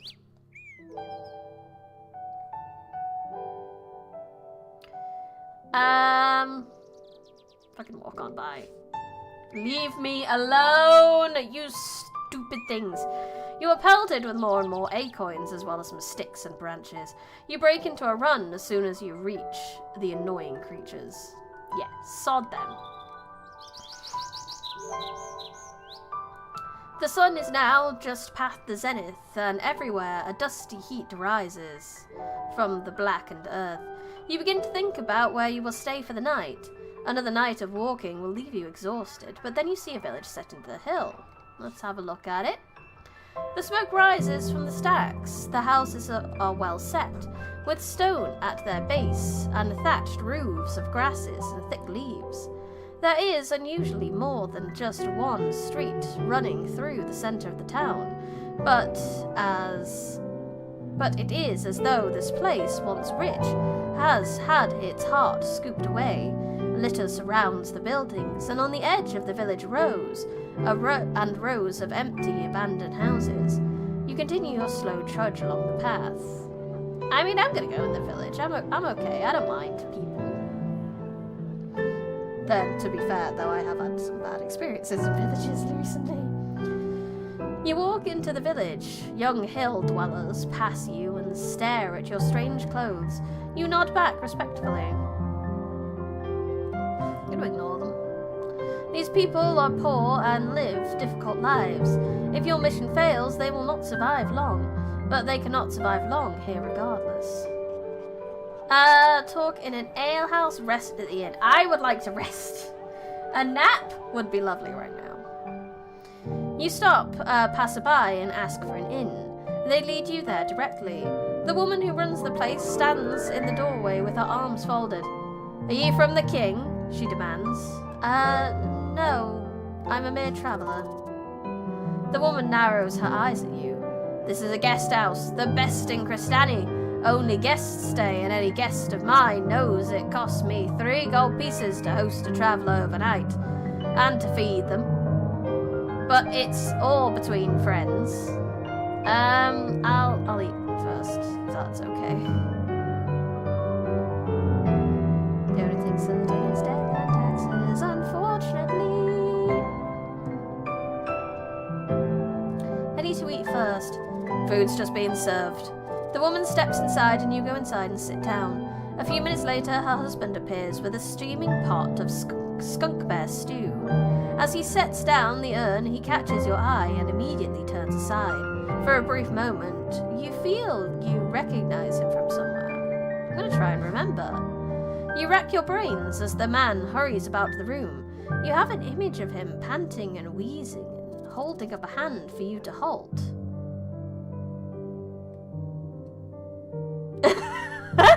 Someone from today? Someone from today? That was not elven, clearly enough. Then you remember the man you passed on the bridge beyond the elven village. What is he doing here?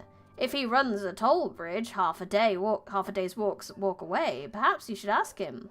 I'm gonna fucking talk to him. I'm calling him out! Leaving the stew untouched, you get to your feet and head out into the hall. The woman and her husband are talking in low voices in the hallway. You fall quiet the moment you appear. You're the man from the bridge, you declare. I don't know what you're talking about, the man says. Why don't you eat your stew? But the sound of his voice confirms it. It definitely is the man from the bridge. You charged me a toll. You continue. I paid. The woman grabs her husband by the arm. What have you been playing at? He whimpers slightly. Nothing, nothing. It wasn't me. I am quite certain. You can't be, the man replies. It can't have been me. It must have been my twin brother. He's always doing that kind of thing. And where is your brother now? The man shrugs. Not seen him in months. His wife narrows. I've never seen him. Or never seen the two of you together more like. I want my toll back, please. That would be great. Absolute snitch. Yes, I will be an absolute snitch if I've been given the situation. Should have passed the magic. No, I'm getting my cash back. Because I'm going to have to pay for this fucking inn anyway. So he's going to get it back regardless. The man gawks. Oh, what you're talking about? How much did you steal from this traveller? His wife demands. And where does it go? And that's what I want to know. The wife's got the right priorities. Just been like, husband, if you're stealing, why am I not seeing any benefits from it? I've stolen nothing, I promise, the man insists, but it does no good. His wife hurls the bucket of kitchen slop she's holding at him and storms out of the door. He hurries after her, waving for her to stop. You're left alone in the house. I suppose I'll just finish my meal. You return to the dining table and tuck into your stew, enjoying the quiet. It is thick as mud and has a rich, distinguishing flavour. You wolf it down all the same and leave your coins on the table. With the inn quiet, you could either go upstairs and sleep or be on your way. Let's go and sleep. Let's get our stamina back and everything. Excuse me, mister. I want my cut. Oh, I'll sleep outside.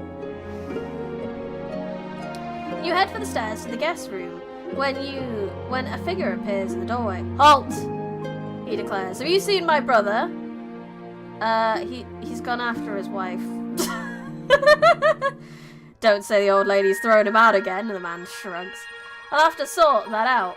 You wouldn't believe how often I have to tie up my little brother and do his dirty work. And with that, he wanted...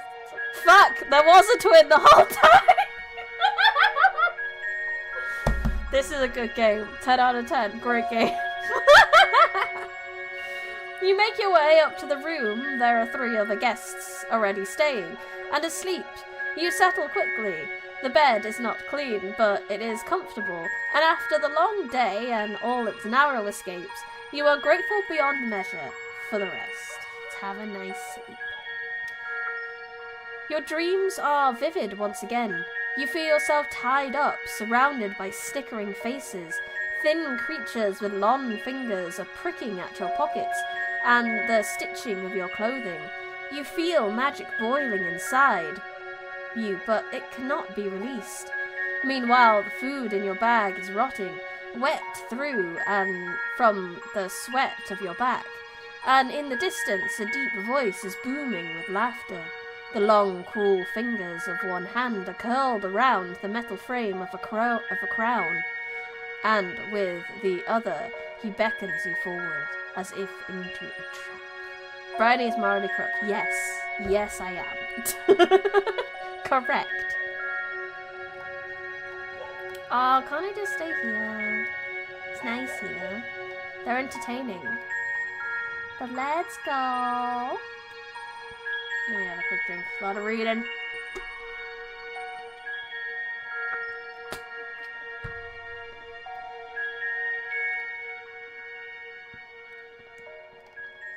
You wake early and sit for a moment, in no great hurry to leave the village. There is still no sign of the innkeeper or her errant husband. This is now the 3rd day of your journey, and the muscles of your legs are feeling lean and strong from so much walking. You spend a short while enjoying the peace, then unhurriedly collect your possessions and set off along the path. Cristani is surrounded by several miles of fields. It sits in a well-protected ring of hills and is doing enough to the river to be reasonably prosperous. Close enough, even. Yeah, the text is a little off sometimes. As you follow the path between lines of sun-baked crops, you come to a fork in the road. The right-hand way leads past a set of outbuildings, while the left heads directly deep into woodland. I mean, north is kind of the general way we're going to need to go, but it looks like that goes all the way around, so it would be quicker to cut through here. There's also this little house down here. What is this? I want to investigate this. Let's go. Your journey is too important to slow down by talking to locals. You must pass unseen, so you disappear into the jungle of tall trees. If only you still had a trio of gobs to act as a car. Think how much stamina and time you would have saved. That would have been great, but the elves are bastards. I can't even imagine how this game works, purely on book. It's probably not too terribly far from the way, Little Red worked. Just lots of variables, lots of ifs. For a short while the sun is fervorous, and then you are between the trees once more, and everything becomes cool and still. You walk for several hours uneventfully, and this is land that was never settled or explored, and very few travel this way. Hello, Mandwolf, welcome. In places, bushes and shrubs have grown over the path. Let's just move cautiously. You pick your way carefully forward, moving slowly but silently between the trees. If there are any beasts nearby, you should be able to wring their necks without them hearing you approach. Then you come to a fork in the road, deep in the forest.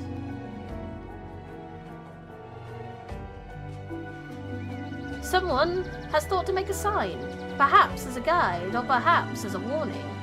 The way to the right is marked as Dumpus? Humpus? The left turn points to Aliana. Neither way seems better trod. You will have to choose. I really want to see what's at this house. I really want to see what's at the mysterious house in the woods. The path winds between trees that get greener and more lush. You must be closer to the river here, although you cannot hear the water.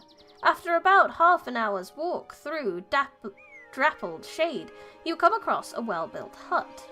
Flowers decorate its walls, and the door has been painted with ornate designs. The path ends here. Let's knock on the door. You approach the door and knock. There's no reply. Let's just have a quick scout around it. You perform a swift circuit around the hut, but find nothing unusual or concerning. It seems to be what it is, a hut, set by itself deep in the forest. But for someone to survive out here on their own, surrounded by the beasts of the jungle, they must be someone quite powerful. I earned my first Luck of the Year award yesterday. Oh, that's wonderful. I don't know what that is, but it sounds good, and it sounds like good news. Let's open the door.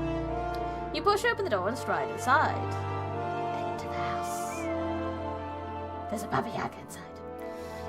The hut is neatly laid out. You detect the touch of a fastidious woman. Chairs are set around a table, as if for guests. A mattress lies in one corner, and a large kitchen area indicates that whoever lives here, they are fond of cooking. Let's call out. Hello? Is anybody there? To your surprise, a voice answers quickly. Who's there? Who's that? Let's locate the speaker. Looking into a corner, hidden by a large cupboard, you see a cage in which a young woman is imprisoned. Good stranger, she pleads, let me out of this cage, I beg you. What happened to you? The more you move over to the cage, quite shocked. What happened to you?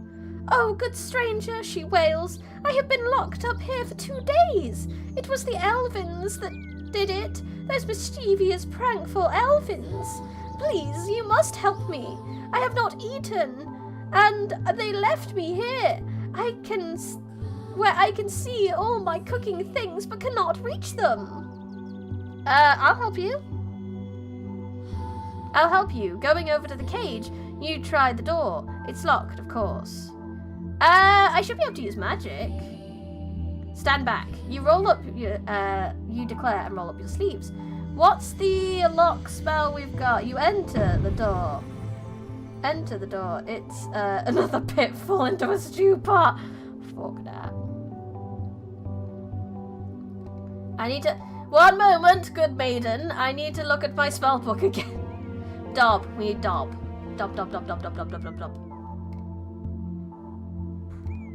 Can we get Dob? Dob. Please give me a D. Give me a D. Give me an O. Give me a B. Dob. Hey, Dob. Dob. You cast the spell over the lock and it begins to shiver. Like a small beetle, it hums and clicks as the tumblers turn and work. When, finally, it snaps open and drops to the floor. The woman claps her hands in delight, and with the door open, she rushes out and throws her arms around you before backing off a pace and trying to regain her composure. Stranger, she declares, I am in your debt. Alenia will reward you. Will you take an aid in combat or mastery of magic? Ooh! I've been leaning on my magic more than I have my combat, so I'm gonna go for magic. Magic, very well. She rushes quickly over to a wall and opens a panel you had not seen before and takes out a small box, which she places in your hands with a smile. No tricks, she says with a smile. All these things will aid you if you know how they are meant to be used. I'm going to open the box. You flip open the box. It contains a small vial of glue, a pair of strange-looking nose plugs, and 4 small pebbles. These are good. These are very good for my magic. It's a trap. I don't know if it's a trap.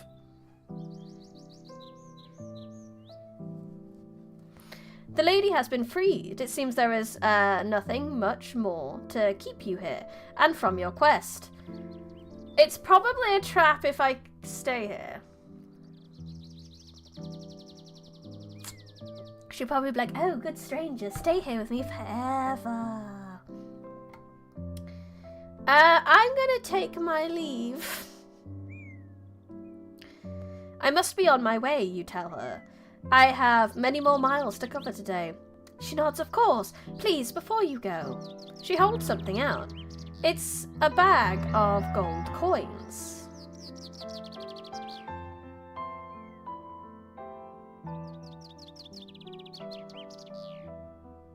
But what if I just...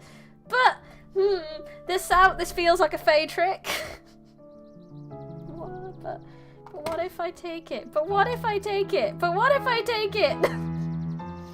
You bow your head and accept the gift. There are 7 gold pieces inside. And one more thing, she says. Moving around the table, she leans over to you and pecks your cheek, whispering, I am Aliana the witch, and I have killed a good many men with my sorcery, but I choose not to kill you today. Go in peace. That's terrifying, but we lived, so it's fine.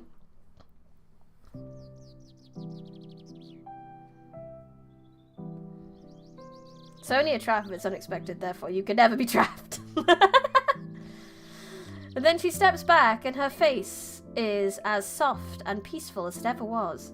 Did you imagine her words? Almost certainly not. Time, then, to leave. You step outside, you retrace your steps to the last junction, where you turn and take your pack to Dumfus. We survived. I feel like things could have gone very badly if I chose different options there, but we survived. So we're good. You walk for several hours, following the twists and turns of the path through the trees. Then suddenly you stop. You have heard a noise up ahead. Something is moving around between the rocks at the edge of the path. I'm going to draw my sword. Oh, it's a rat! You draw your sword, and you are glad you do so, because a moment later you are attacked in a flurry of foliage and dirt. A rat bear leaps from the undergrowth. It is much closer to you than you thought. Its slick black fur allows it to hide in the shadows until it almost upon you. You bring your sword up to bear. I'm a cold-blooded killer, but I'll let you go. Hee hee. Yeah. Don't you love a woman like that, though? So again, I don't really know how to tell how it's gonna go, so I might defend. The rat bear is startled by your approach, but drops quickly. To all fours. You drop quickly behind a tree and raise your sword, ready to defend yourself. At the last moment, the rat bear leaps all its claws off the ground, and ready to plunge into your body. You brace yourself as it comes back. It rears back, its claws raised. That means it's probably going to go for a big attack again. So what if I just defend again? Yeah. You remain hidden. The rat bear sniffs around you. Big attack! Wah! You risk an attack, rushing forward. You charge the rat bear just as it comes for you. You cut its attack down. You've opened a deep wound in its side. Afraid, it stumbles back, tail whipped high in defense. So if it's going for defense, we go for a little side swipe. Yeah, there we go. Sidestepping you, you slash out at the rat bear, but it has read your intention and drops into a crouch. Light plays through the trees for a moment.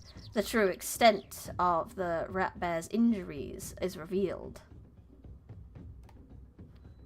I'm gonna go for... Oh lord, I can't go for much. I'm losing stamina. But he's also lost most of his stamina, so we can just go in for the kill. No! Shit. I didn't realize he had so much left.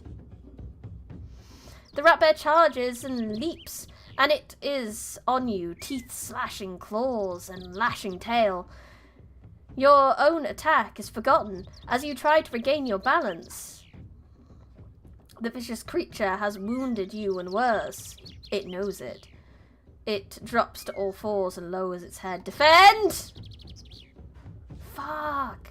But I've got some stamina after defending.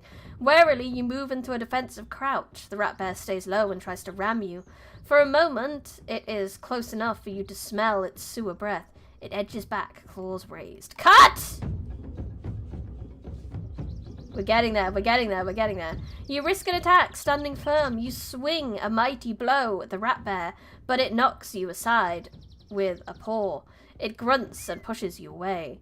It rears back, its tail whipping high in defense. If it's defending again, we attack again! Dropping your weight, you chop a mighty stroke against the rat bear, but it has guessed your move and raises its claws to protect itself. The rat bear screeches an inhuman howl as you take heart. It has almost fallen. It scurries away from you, low in the mud. Need to defend. I need some stamina back. Warily, you move into a defensive crouch. The rat bear rushes you, and at the last moment you jump aside. You find yourself gasping for breath. The foul smell coming off the beast is the stench of the grave. It squeaks and snuffles, standing up on its hind legs. So it's going for a big attack again? This man makes me want to play This makes you want to play Sorcery again, but you do not have the time for it. That's a mood. I think I'm gonna have to defend again. Yeah, we're gonna. You stay low, squeaking with rage. The rat bear charges forward, but you keep yourself guarded. You silently thank your master who trained you well in swordplay. Now I'm gonna go for a big attack. Absolutely fucking die. Thank you. Good. Jesus, I lost a lot of stamina. You risk an attack, slashing through the mud. You race into the rat bear. Then your sword slips between the creature's ribs and drives into its putrid heart. The rat bear squeals and falls to the ground, face down in the mud. Yeah, let's drink our potion. What does that do? You unstopper the Blimberry potion and knock it back quickly. You feel a little better, and all traces of hunger are gone. With the beast dead, the path is free to move onwards. Okay, I feel a little better. That's good.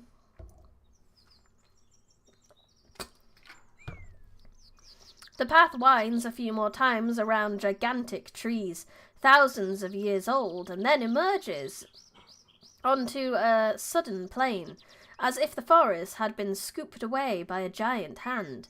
A river trickles thinly between short grasses, and by its banks stands a tiny village. I'm listening to this while reading about the Byzantine Empire. Wild! I'm also very impressed you have, like, the brain to be able to take in both things at once. Very impressive. It always wants me to avoid the village, but I don't want to avoid the village. Let's go talk to people. Today has been a short day with few true dangers. I nearly got killed. With a decent meal and a night's sleep, your next day will start auspiciously. So you begin a gentle climb into the village. You follow the path down into the village, passing a sign which declares it to be Dumfus. The streets are thin and narrow, and the buildings have been set close together as if trying to withstand a storm. There is a terrible smell hanging in the air. All in all, it seems an unpleasant place. Talk to the villagers, explore the town, find an inn. I'm going to talk to some villagers, see what's going on. You pass along the main path through the village, and pause outside a hut in which several of the hill dwellers are sitting and eating. They seem deep in discussion about something. Several are shaking their fists in the air. Lifting back the canvas flap, you step inside. The hill dwellers stop talking immediately and look up at you. One gets to his feet and gestures for you to follow. Bow my head, I guess. You nod your head once to the man, who returns the gesture. Then one of the others calls something in their native tongue and points at your side, where your sword hangs out below the hem of your cloak. In broken common tongue, the first man croaks, "No weapons!" He indicates a table by the door where you can leave the blade.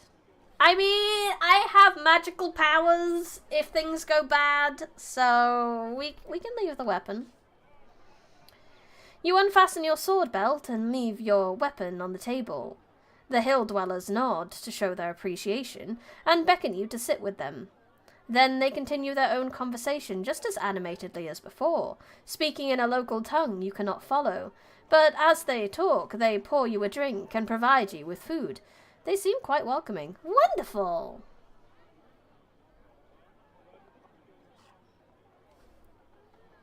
Ask what they are discussing. After you finish eating, you catch the eye of one of the older men and ask slowly in the common tongue, "What is it you men are discussing so heartedly?" The man nods back to you. "Cristani," he says. "Armin. The goblins." Tell them, ask about the goblins. What are the goblins doing? Are they being armed by villagers? The men shake their heads. Slowly you piece together the story. The group seem quite sure that a horde of goblins are planning to attack Cristani, which is apparently one of the wealthiest spots in the hills. They're discussing whether or not it would be worth helping the village to defend itself. Headband, thank you. And I have green. How? Suspiciously kind strangers. Not everyone's a dick. I like to believe that people can just be kind. We can pray. Slowly you piece together the story. The group seem quite sure that a horde of goblins are planning to attack. Which might mean they are offered some kind of reward. I'll help them. I just went there, and as much as I'd absolutely ruined a man's life, I don't want people to die. You must help them, you declare earnestly. Cristani does not help us, one of the men points out. They are rich, we are poor. You can be better than them. The men nod, swayed by your ruthless logic. And you? How do you fight? asks one man. I serve the king of Analand. I will help those who need it. The men nod. Let the goblins attack tonight, they cheer. We will use your strength. The evening draws close. The men thank you for your counsel and leave one by one. So can I move back there then? And like do it? What logic? Gotta help people! But we will help people tomorrow! Not tomorrow, next week. Maybe, week after. I don't know. Because I said I might do D&D every other week. So it might be D&D next week or it might be this next week. I am not sure. What are plans? Normally I have such a solid plan for my streaming, but it's slipping a little bit right now. But that's okay. We can't be organised all the time. I'm trying my best, but sometimes it's not happening, you know. But all I can say, what are your thoughts on the game so far? It's really cool. I really like this. It's really fun. I don't think I quite understand the battle system that well, but I think a little practice at that and I might get the hang of it. You've really got to take the hints that the text is giving you, haven't you? Tomorrow is Limbus stream. Those goobers are certainly not helping people. Most definitely not. But yeah, Mandwolf, I have been doing some solo D&D most of this last month. But I was kind of catching up on myself a lot and I needed some more prep time. So I stopped doing it for this week. We might go back to it next week potentially. But yeah, really cool. A really good suggestion, Lucas. I think this is a really cool twist on a choose your own adventure. I like the rewind mechanic quite a lot. Because that just makes it, because the thing with a lot of like visual novels and stuff, it can be really hard to help people navigate them. Like if you've written one like this and like Little Red and the Baba Yaga, where you have so many ways to fail, having a rewind system is perfect. Dabby! Oh lord. Welcome! Bad timing though, because I am about to stop the stream. I'm really sorry about that. But yeah, this is a really cool little game. Thank you so much for suggesting it. But for now, I do unfortunately have to go. Dabby, I'll be back tomorrow. You might have missed me today, but I'm going to be back tomorrow with some Limbus company. Would you keep me company in the Limbus company? Is English? I'm English, yes. Please keep chat to English so that I can moderate correctly. Language, yes, English. But for now, I will thank everyone. Thank you for coming. Thank you everyone in chat. Thank you to anyone who lurks. Thank you to anyone who watches the VOD. I really appreciate you coming, no matter, and enjoying my content, no matter which way you do. If you did enjoy said content, I would highly appreciate it if you could leave a like on the video, subscribe to the channel if you're on YouTube, and if you're on Twitch, if you give the channel a cheeky little follow.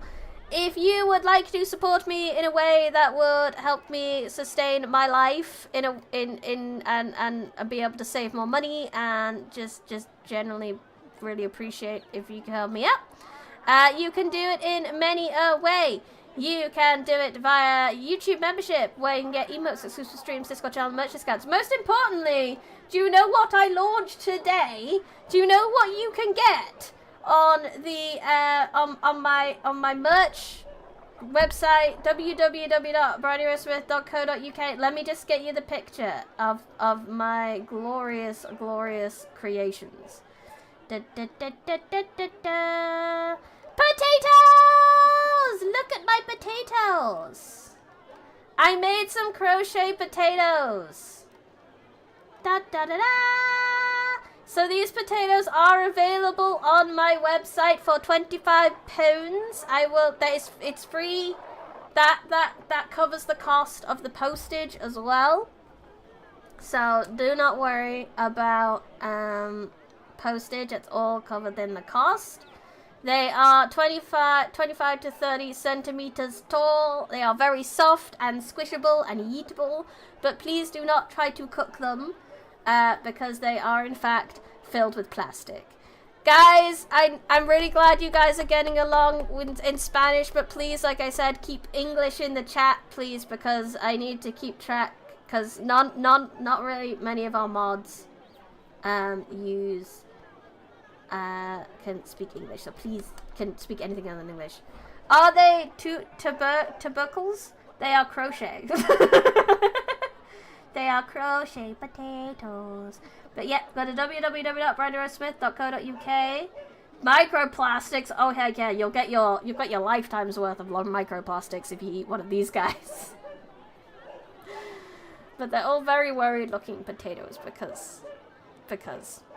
So that's on my merch store, along with ebooks, first edition copies of books that I have written, notebooks, stickers, and a pillow. Check it all out.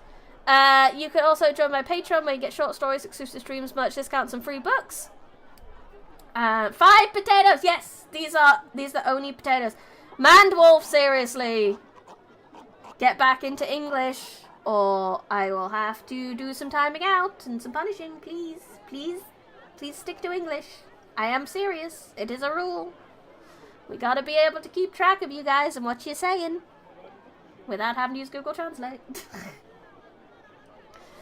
Yeah. So check out all those links in the description. Check out my Kofi. If you'd like my emotes and you would like me to draw some for you, please do that. You can type 8 languages. Well, stick to 1. 5. They're very unhappy potatoes, actually. I've tried to make them look worried. But yeah, that is all I have for you today. I will be back tomorrow with some Limbus company. But until then, I had fun. I hope you had fun. This has been Brandy Rosemith, live in the Forbidden Library. Goodbye.